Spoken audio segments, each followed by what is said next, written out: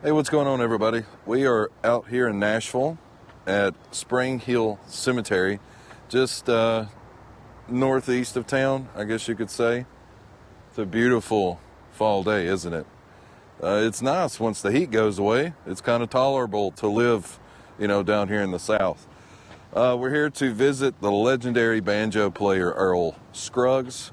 And if this is your first time here, let me get the ad out of the way and say, hey, welcome to the channel. I hope you enjoy the video. If you do, please consider liking, subscribing, sharing, doing all those things.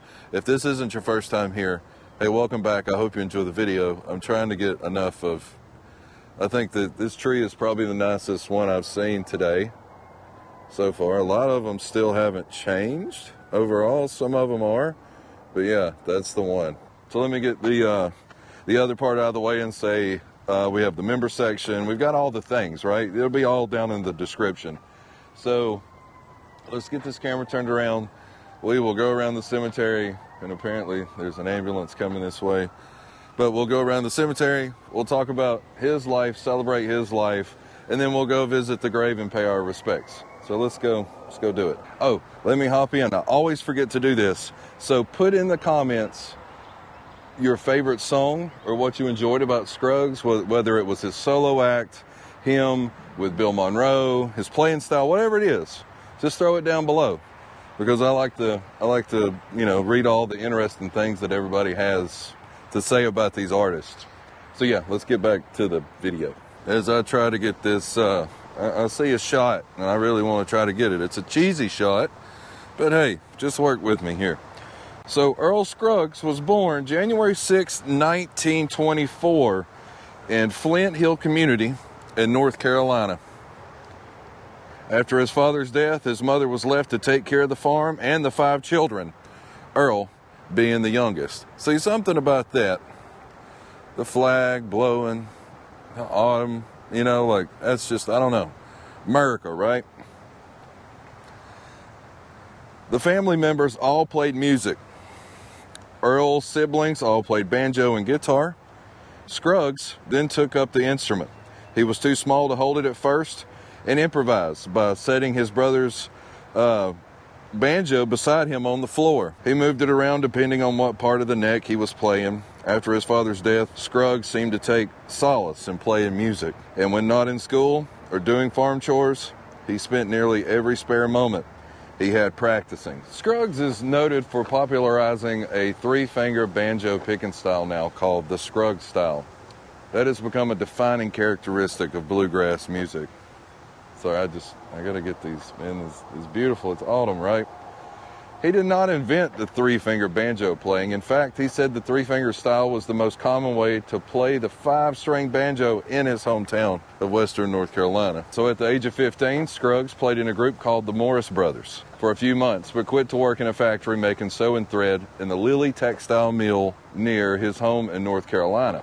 He worked there for about 2 years, earning 40 cents an hour, about $6.58 in today's money, until the draft restriction for World War II was lifted in '45, at which time he returned to music, performing with Lost John Miller and his Allied Kentuckians on WNOX in Knoxville.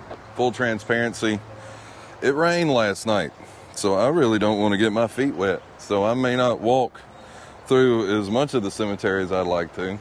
I mean, it depends on how wet said cemetery is. We may go on a walk here in a minute. When Scruggs was 21, Monroe was looking for a banjo player for his group because David Stringbean Aikman was quitting. And cheesy plug, if you'd like to see that video, I'll throw it down in the description too for when you get done. We visited his grave. At the time, banjo players were often functioned in the band as comedians, and the instrument was often held as a prop.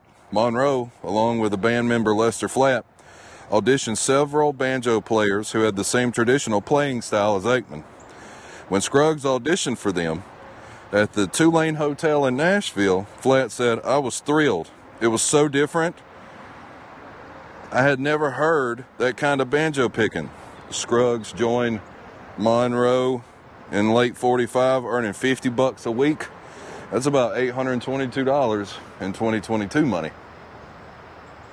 Gosh, let me tell you, It may look pretty on screen, but in person, it's a whole different level. So with Monroe and Lester, Scruggs performed on the Grand Ole Opry in September of '46, recording the classic hit, Blue Moon of Kentucky, a song that has been designated by the Library of Congress to be added to the National Registry and later in the Grammy Hall of Fame. Scruggs decided the demands were too great. He was single at the time, and the brief few hours on Saturdays that he made at home was just to pack his suitcase at the Tulane Hotel where he had lived, and then he repeated the cycle. He had done this for 2 years. He turned his resignation in, planning to go take care of his mother in North Carolina. In 1948, Lester, Flatt, and Earl formed the duo Flatt and Scruggs and chose the name Foggy Mountain Boys for the name of the backing band, right? The name came from a song by the Carter family called Foggy Mountain Top that the band used as a theme song at the time.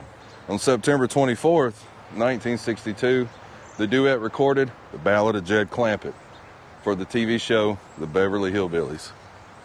Sung by Jerry Scoggins, the theme song became an immediate country music hit and was played at the beginning and end of each of the episodes. The song went to #1 on the Billboard Country chart, a first for any bluegrass recording. Now I gotta be honest, when I was doing this, like, I'd heard that song my whole life, and I never knew, like, the guy that we're here to see today was a part of writing said song. So that was kind of one of those, that's kind of cool.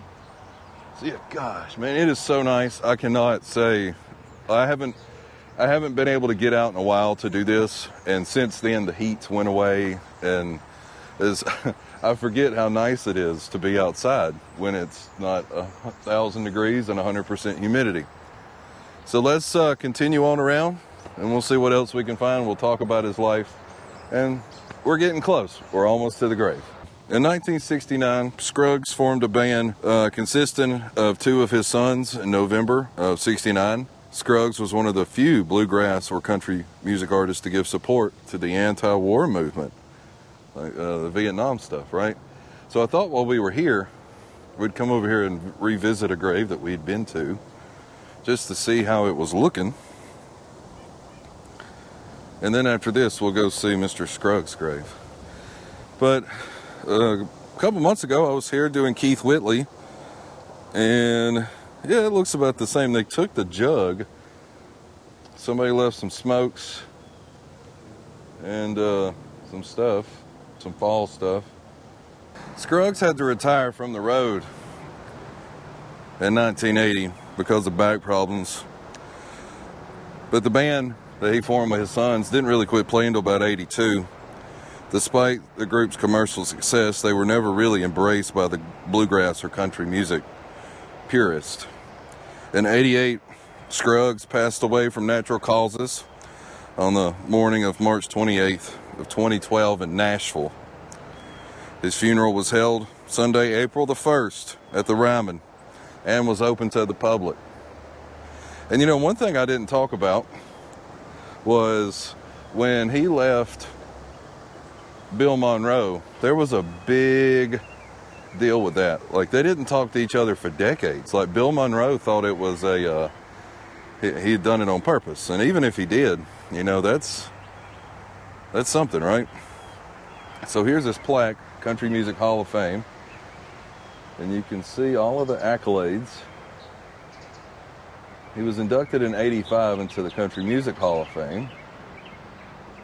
Hollywood Walk of Fame in 2003. He has an honorary doctorate from Berkeley. Wow. His compositions are listed right there.